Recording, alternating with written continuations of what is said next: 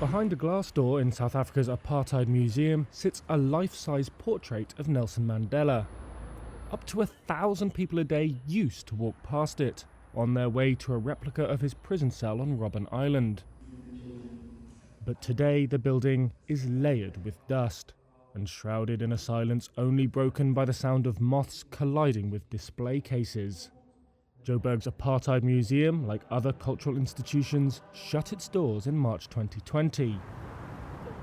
It reopened in January this year, but with visitor numbers remaining low in the health crisis and having sold no tickets in 10 months, it was too cash-strapped to operate. The doors closed again in March this year. The museum's manager, Christopher Till.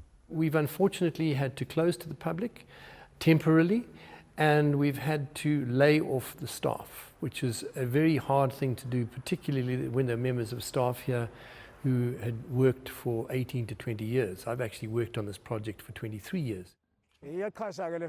Other tourist attractions are suffering a similar fate.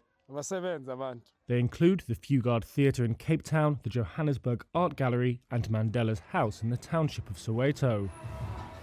That's making life harder for guides like Bongani and Glovu. This place was a hive of activity. Today, it's almost just dead quiet.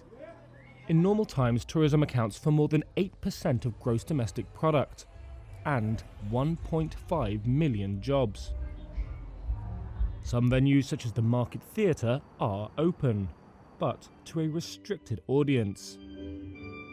Caroline Taylor was at a performance on Tuesday. They're essential. They're very much a part of your protest history. They provide a space where all people can and did come together. South Africa's 200 billion rand or $14 billion loan guarantee scheme aimed to encourage banks to lend on more favourable terms during the crisis. But many distressed companies are reluctant to assume more liabilities as they struggle to keep the lights on.